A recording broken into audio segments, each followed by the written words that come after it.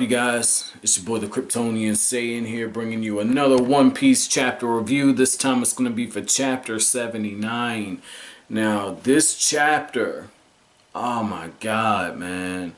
When I say this was heartwarming, it was heartwarming because I already knew what to expect with Nami. You know, like, I knew, like, she was buying back her village. But to realize she did that at such a young age, and just put yourself in a child's shoes for a second, right? You know, I said this before, you know, part of my problem with one of the Black Clover chapters, I believe it was chapter 44, 45, somewhere around there. One of my problems was Mary, she talked way too advanced for her age and it didn't come off believable. And this is the thing, right? Like, the way Nami's behaving now is so childlike because children see things in a black and white manner. And when she was telling everyone, I'm joining Arlong's crew, and she had the dollar bills in her hand, I liked how Oda did this. Like, he went right back to how Nami was saying, you know, well, not saying, but alluding to the fact that she didn't like growing up poor. And she did tell Belle, like, well, you can't afford to buy the books. And you saw, like, in the last chapter of how she was automatically connecting, like, oh, we can't let Arlong find her because she can't afford to pay all that money for us. And keep this in mind, she just saw her mother get killed in front of her. Her mother got made into a spaghetti head. That's where you take the pistol and you put it to the head and the bullet hits and the brains are like the pasta, the brains are the meatballs and the pasta sauce is your blood. You know, she got made into a spaghetti head right in front of her. And I just love this, right? Like, I love this shot where she says, I'm joining Arlong's crew. I'm going to be the navigator and draw for them. And then just right there, she's biting her lip to stop from crying. And if anybody else, like, Nojiko did notice it, but if anybody else would have paid attention, she does not look happy. Because, like, her mouth is saying one thing. Her mouth is saying, look, they gave me money. They said they'll buy me anything I want. And yet, when you look at her, she does not look happy in the least. And that's the thing. That goes back to what I was harkening on a few times. You have to pay attention to body language. And, you know, just right there, again, I'm going to go back to it. Her eyes. Look at her eyes, like, in each of these shots. But when they're trying to convince her else, like, she can't look at them. She's got her eyes closed. She's looking away. She's looking down. Even when she shows the tattoo, she's got her eyes shut.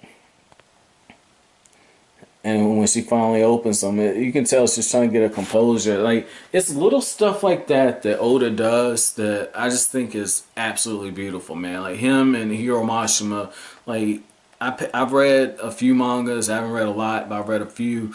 And just the way that they put a lot of emphasis on the faces and everything's kind of connected and there's a lot of subtle stuff. I thought it was very beautiful, man. The other thing about this chapter was this chapter definitely touched on a few of the questions I had while I was reading, like, how did Genzo get so beat up? And I figured he was resisting, but now I know why. You know, and he has that vow. He said he was going to save Nami, and he got his shit cut up. And that was amazing to me. Like, the fact that Nami saw so much carnage so young. And to see her views on stuff was very beautiful. In a way, it kind of reminds me of Itachi from Naruto. And what I'm talking about is, it was very briefly said in the Naruto manga when Obito was telling Sasuke why Itachi took the path he did. He said, well, you know, Itachi saw a lot of war up close, and it's because Itachi was born during, I believe, the Third Great Ninja War, and that's what the upcoming filler is going to be focusing on, is Itachi, the early years, and etc. You know, like, I've read the translated version, as long as they don't go too far away from it, it's going to have a nice little bit over that. But getting back onto this, you know, when things happen to you as a child, and I can say this from personal experience, when things happen to you as a child and you bottle everything up or you do things because you think that you're protecting people, it affects your mindset as an adult. And as I'm reading this, you know, I've already told you guys Nami's my favorite character. Now I can really relate to her because for like myself, you know, some fucked up shit happened to me in the past when I was about the same age as Nami. I was actually younger than Nami, and I had to make a decision because I thought I needed to protect my family, you know, and that goes back to, you know, that childlike innocence. And for her to have that ripped apart, this just really, really resonated for me, man. Like, this was really beautiful. And to have her come to that vow where she's sitting in front of Belle's grave and she's remembering her words about smiling through the good times, because if you can enjoy the bad times, if you can enjoy the bad times, more good times will come. And right there she says, I'm not gonna cry anymore. I've decided to fight on alone.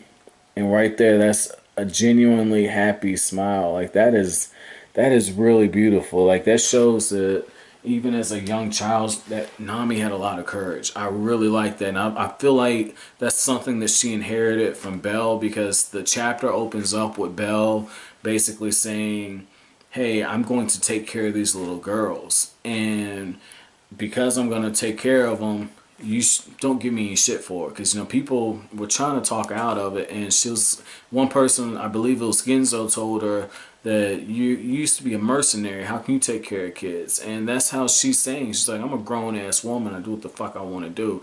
I've killed people before. Surely I can take care of some kids. And you see it, you know, some of the bad habits, like Nami's flirtation habits, come from her. And same with her tendency to, you know, kind of bop your ass on the head, man. Because we saw that in the early part of this arc where she just knocks the little kid on the head, you know, because he's trying to go fight Arlong. And that's because, you know, she beat up the little kids, like Nami and her sister beat up the boys and whatnot. And Belle says, well, you know, you shouldn't make the boys cry. And that's what Nami says. He said, your tangerines suck. And that's when, boom, you know, Belle knocks his ass, you know, cold out. And I just want to go back to that because it's this shot here, like right after that. This is probably one of the most beautiful shots I've seen in any of the mangas I've read, because you see the gun and it's smoking, but right here, if you pay attention, her head's tilting back and you see the blood going forward. But in all actuality, when your head's snapping back like that, the blood's going to go in the direction that you see in this manga pattern. And when you read right to left, and it's flowing the way that it would if she was bleeding out in real life. And you see the blood across the face. That's just a really nice touch right there. That is really beautiful, man. Like, when I say Oda did a really good job on this, and then you see the facial reactions, because again, like, if you look, you see Nami here, you see Belle and her face is covered up, obviously, because she got shot in the face. And then you see Nojiko, and then you see Belle again. Like, just seeing how the faces line up, and it goes from smiling on the other page to tears to not seeing her to Nami with her eyes closed. Like, literally, it's eyes open, carnage, eyes shut. And for me, I look at that and it just really shows, like, the transformation that these children went through. Like, this was, like I said, this was really beautiful. This was a really good chapter right here, man. Like, I don't want to harp too much on that. Like, this was, like I said, this was very beautiful. That was a very beautiful job. But again, just Nami, the fact that the villagers were gonna fight for her, and then they turned their back on her, and she's decided to buy these folks out and to bring on all of their hatred and say, you know what? I can take this because I'm going to do this for you guys. Tip my hat, girl. This is really beautiful. But that's it for this review. My chapter question for you guys is, what did you think about the villagers first deciding to step up? Even after, oh, I guess that's before. Yeah, what'd you think about that? Because I thought doing that before they knew the Navy wasn't going to come, because apparently the Navy did try to come and stop Arlong, and Arlong sank their ships. and the strongest ones are on the Grand Line. Which brings me to my second question. I just thought about that. I want a second question for this. My second question for you guys is, and this isn't a spoiler, so if you are going to spoil, I guess this is a spoiler, but if you are going to spoil, don't go too far into it. But how strong is the Navy on the Grand Line? Because if they got to police people like Arlong on the Grand Line, how strong are they? Just 1 through 10, don't go into detail. 1 through 10, how strong is the Navy? But on the Grand Line. But that's it for this review. If you liked anything I had to say, as always, comment, rate, subscribe, share.